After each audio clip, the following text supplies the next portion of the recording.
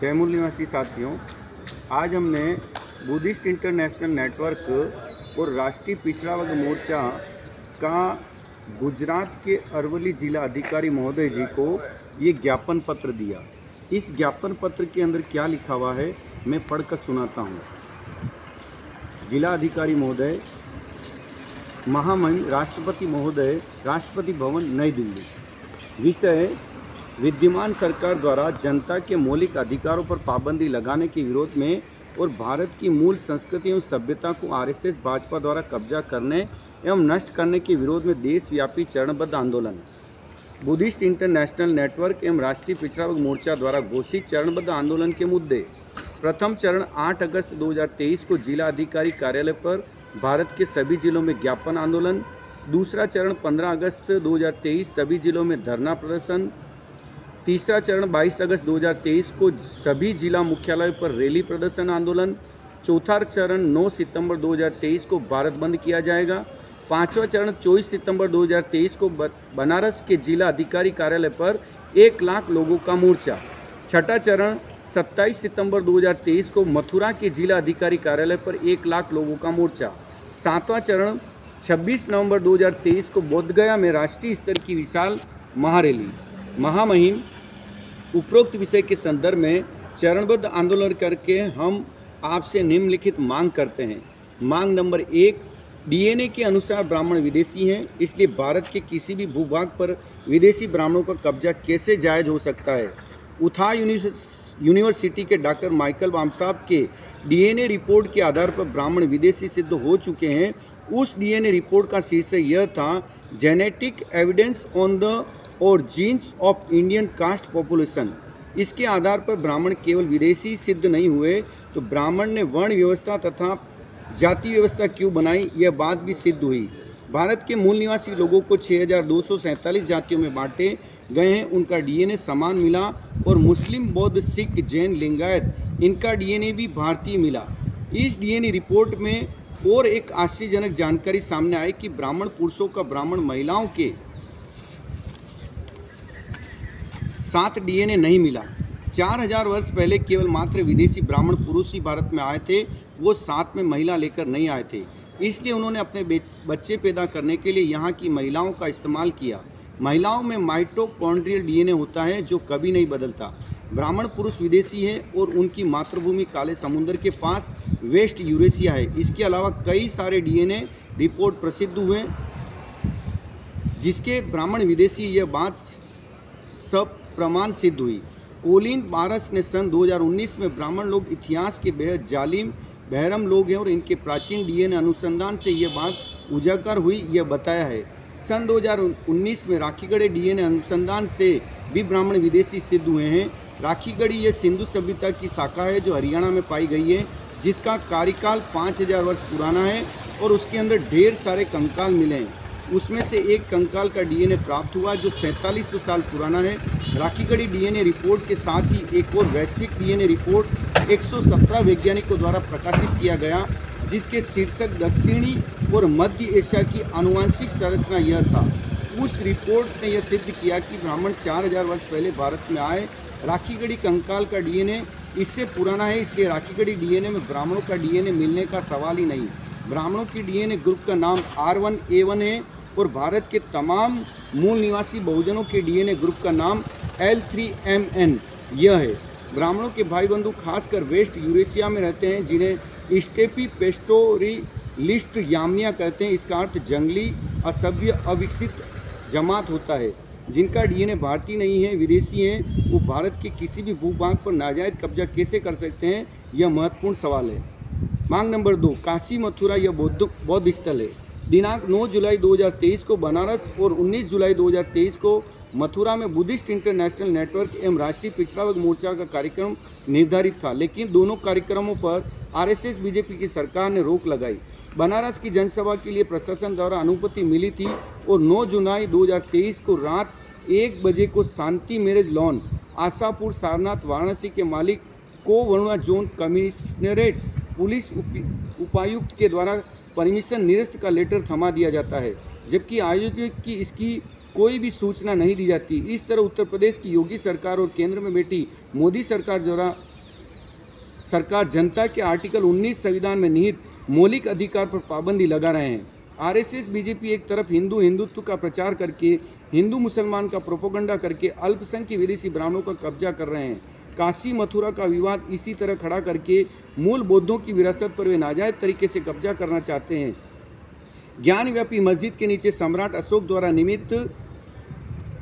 निर्मित आनंद वन विहार है। ब्राह्मणों का और ज्ञान का कोई संबंध नहीं है, जबकि ब्राह्मण लोग 3री शताब्दी तक काशी वाराणसी को अपवित्र शहर मानते थे। Atharvaveda page number 7, page number 22, page number 14 में ब्राह्मण ऋषि कहते हैं कि यदि किसी व्यक्ति को बुखार होता है तो उसका बुखार काशी, वंग और मगध की तरफ जाए और वे लोग बीमार पड़े। उसी तरह मनुस्मृति में परम पावन क्षेत्र की सूची में काशी बनारस का जिक्र नहीं मिलता। जो ब्राह्मण काशी वाराणसी में से इतना घृणा करते थे वे आज उस पर दावा क्यों कर रहे हैं? बनारस बुद्ध का प्रथम धम्म चक्र प्रवर्तन का केंद्र था और दुनिया में बौद्ध धम्म यहाँ से फैला था। मथुरा में सन 1853 में ही सर मेजर जनरल कनिंघम द्वारा विवादित स्थल के नीचे उत्खनन कार्य किया गया, जहाँ पर उन्हें बिहार के डिजाइन नक्शा महामाया की प्रतिमा तथा तथागत बुद्ध की प्रतिमा और बौद्ध धम्म के प्रतीक मिले, जो अब लाहौर संग्रहालय में संरक्षित है। मथुरा में सम्राट अशोक के गुरु उपगुप्त महाथेरा का विहार है तथा भिक्खु आनंद, भिक्खु राहुल उनके स्तूप हैं। 7वीं सदी में आए चीनी यात्री हैंसांग के अनुसार वहाँ असभ्य बौद्ध विहार थे तथा हजारों भिक्खु रहते थे। पुरातात्विक आधार पर काशी मथुरा यह बौद्धों की है। सम्राट अशोक तथा तथागत बुद्ध के पूर्व ब्राह्मणों के एक भी मंदिर नहीं थे और एक भी प्रतिमा नहीं थी, तो किस आधार पर बौद्ध स्थलों पर ब्राह्मण द्वारा दावा कर रहे हैं? मांग नंबर 3 साकेत बौद्ध स्थल है। बाबरी मस्जिद एक षड्यंत्र के तहत गिराई गई। उसके बाद इलाहाबाद उच्च न्यायालय ने भारतीय पुरातत्व विभाग को जमीन के नीचे क्या है इसकी जांच करने के लिए उत्खनन करने का आदेश दिया। सन 2002-2003 को उसी जगह का उत्खनन किया गया। रिपोर्ट में वो स्थान बौद्धों का है यह मान्य किया गया, लेकिन उस रिपोर्ट को अभी तक सार्वजनिक नहीं किया गया।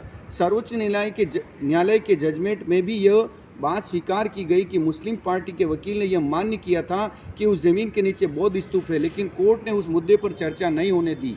इससे सिद्ध होता है कि न्यायपालिका ने निष्पक्ष और न्याय कानून के मापदंड के आधार पर फैसला नहीं दिया, बल्कि श्रद्धा और आस्था के आधार पर फैसला दिया। वह फैसला जायज़ और कानूनी कैसे माना जा सकता है, जबकि पहले से ही बौद्ध पार्टी की केस चल रही थी, उसकी आगे कोई सुनवाई नहीं हुई। लॉकडाउन का सहारा लेकर सम्राट अशोक के धरोहर पर इस प्रकार से आरएसएस बीजेपी के ब्राह्मणों ने अतिक्रमण करके कब्जा किया। मांग नंबर 4 महाबोधि महाविहार पर से विदेशी ब्राह्मणों का कब्जा हटाया जाए। तथाकथित आज़ादी को बौद्ध राष्ट्रों का समर्थन हासिल करने के लिए मोहनदास करमचंद गांधी ने आश्वासन दिया था कि भारत पर ब्रिटिशों का राज है और भारत को आज़ाद कराने के लिए बौद्ध राष्ट्र अगर समर्थन देते हैं तो बोध गया और बौद्धों के हवाले सौंप दिया जाएगा। नाटक के तौर पर डॉक्टर राजेंद्र प्रसाद की अध्यक्षता में एक कमेटी तक गठित की गई, मगर भारत आज़ाद होते ही बोध गया पर नाजायज तरीके से ब्राह्मणों ने कब्जा किया और नेहरू के द्वारा महाबोधि मंदिर अधिनियम 1949 बनाकर 5 सदस्य ब्राह्मण रहेंगे और बाकी 4 सदस्य बौद्ध रहेंगे, ऐसा प्रावधान करा के उस पर ब्राह्मणों का कब्जा कराया गया। महाबोधि मंदिर अधिनियम 1949 यह पूर्णतः ब्राह्मणों का नाजायज कब्जा कराने के लिए बनाया गया है, जिससे बोध गया महाविहार का मालिक महंत ब्राह्मण को दिखाया गया। इसमें क्लास नंबर 10 और 11 में स्पष्ट तौर पर लिखा हुआ है कि बौद्धों के इस पवित्र महाविहार में पूजा अर्चना करना और मंदिर भूमि में पिंडदान का समुचित निष्पादन करना यह समिति का काम होगा। आगे यह भी लिखा गया है कि बौद्धों के इस पवित्र महाविहार में ब्राह्मणों को पूजा अर्चा या पिंडदान करने के लिए मंदिर और मंदिर भूमि में जाने की छूट होगी। इस तरह यह कानून बौद्धों के इस पवित्र स्थल पर ब्राह्मणों का अतिक्रमण कराता है, इसलिए इस कानून को तुरंत प्रभाव से रद्द किया जाना चाहिए। यह अधिनियम रद्द होना चाहिए और बोध गया विश्व धरोहर होने के कारण उस पर केवल बौद्धों का ही नियंत्रण होना चाहिए। महंत ब्राह्मणों का कब्जा वहां से हटाना चाहिए। उस महंत ब्राह्मण के निवास में बुद्ध की सैकड़ों मूर्तियां और अभिलेख पड़े हुए हैं, उसे तुरंत पुरातात्विक विभाग के बोध गया संग्रहालय से शिफ्ट कर संरक्षित करना चाहिए। उस प्राचीन धरोहर को संरक्षित न कर भारतीय पुरातत्व विभाग आतंकवादी ब्राह्मणों का साथ दे रहे हैं। मांग नंबर 5 सोमनाथ मंदिर बोध गया विहार। बौद्ध विहार। कुछ साल पहले मीडिया में खबर छपकर आई कि सोमनाथ मंदिर के नीचे आधुनिक तकनीक GPR ग्राउंड पेनेट्रिंग राडार तकनीक से खोज की गई तो वहां 3 मंजिला बौद्ध विहार मिला। सोमनाथ मंदिर ट्रस्ट के द्वारा पुरातात्विक के एक टीम को यह कार्य सौंपा गया। वह कार्य Indian institute of technology Gandhinagar द्वारा किया गया।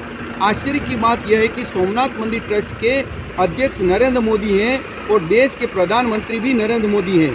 प्रधानमंत्री की हैसियत से नरेंद्र मोदी की यह नैतिक जिम्मेदारी बनती है कि सोमनाथ मंदिर का उत्खनन कराकर वह बौद्धों के हवाले कराए। नरेंद्र मोदी बीच बीच में तथागत बुद्ध की स्तुति करते हैं, लेकिन व्यवहार में RSS के मोहन भागवत के इशारे पर बौद्ध स्थलों पर ब्राह्मणों का कब्जा कराने के लिए मदद करते हैं और इसके लिए लोकतांत्रिक संस्थाओं का गलत इस्तेमाल करते हैं। उस GPR तकनीकी रिपोर्ट में यह बात दर्ज है कि सोमनाथ मंदिर के नीचे 3 मंजिला बौद्ध विहार है, उसके नीचे बहुमूल्य धातु है, उसके नीचे बड़े बड़े बौद्ध स्तूप संरचना है, बौद्ध प्रतीक मौजूद है। प्रधानमंत्री की यह जिम्मेदारी है कि वह धरोहर तुरंत बौद्धों के हवाले करे। जिस तरह बौद्ध संरचना पर सोमनाथ मंदिर खड़ा किया गया है, उसी तरह भारत में प्रसिद्ध मंदिरों के नीचे बौद्ध संरचना एवं स्तूप मौजूद है। सम्राट अशोक द्वारा निर्मित 84,000 विहार एवं स्तूप कहाँ गए, उन सभी बौद्ध विहार स्तूपों को मुक्त कराना होगा। मांग नंबर 6, दिल्ली के पुराने किले में बौद्ध अवशेष ही मिले हैं। हाल ही के दिनों में भारतीय पुरातात्विक सर्वेक्षण विभाग द्वारा दिल्ली स्थित पुराने किले का उत्खनन कार्य किया गया। उसके अंदर प्राचीन मौर्यकालीन अवशेष मिले हैं। उसमें बुद्ध की महामाया की मूर्ति भी मिली, इसलिए दिल्ली के संस्थापक मौर्य हैं। इसका यह पुरातात्विक प्रमाण है। लेकिन SI द्वारा उन प्राचीन बौद्ध अवशेषों को महाभारत कालीन अवशेष बताकर ब्राह्मणवाद को मजबूत करने का काम किया जा रहा है। गेजेटियर ऑफ दिल्ली डिस्ट्रिक्ट 1883-84 में पृष्ठ संख्या 202 पर स्पष्ट तौर पर लिखा है कि मथुरा रोड के आगे जो किला या जिसे इंद्रप्रस्थ कहते हैं वह मौर्यकालीन प्राचीन स्थल है। पुरातात्विक विभाग के लोग जिसे मौर्यकालीन स्थल कह रहे थे, उस जगह को ब्राह्मण लोग खासकर RSS BJP ब्राह्मण इंद्रप्रस्थ या महाभारत कालीन अवशेष अब बता रहे हैं। रामायण और महाभारत यह सम्राट बृहदत्त मौर्य की हत्या करने के बाद लिखे गए हैं।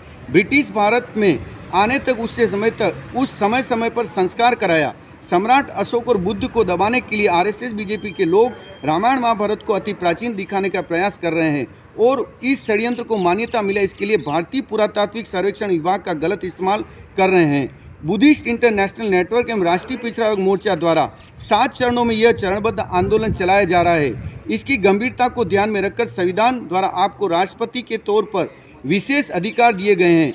उन अधिकारों का प्रयोग कर राष्ट्र के प्रतीकों को, बौद्ध संस्कृति को बचाने के लिए आप स्वयं पहल करें। राष्ट्रपति भवन में सम्राट अशोक के बहुमूल्य प्रतीक हैं और मथुरा सारनाथ की मूर्तियां भी भारत का वास्तविक प्रतिनिधित्व करती है, जो पूरे विश्व को वैश्विक संदेश देती है। अतः उन प्रतीक और संस्कृति अतिक्रमण जोर जबरदस्ती से कब्जा कराया जा रहा है। न्यायपालिका और भारतीय पुरातात्विक सर्वेक्षण विभाग का भी इसके विरोध में मिसयूज किया जा रहा है। इस पर आप तुरंत संज्ञान लेकर कार्रवाई करें। भारत बंद के बावजूद भी सरकार ठिकाने नहीं आती है, तो हमें मजबूरन भारतीय पुरातात्विक विभाग और न्यायपालिका पर मोर्चा लेकर आने को बाध्य न किया जाए। हमें लोकतंत्र पर यकीन है, अलोकतांत्रिक ताकतों को रोका जाए। इस प्रकार इस ज्ञापन पत्र में था। आप सभी ने ध्यानपूर्वक इस ज्ञापन पत्र को सुना, उसके लिए आपका धन्यवाद, आभार। जय भीम, जय मूल निवासी, जय जोहर साथियों।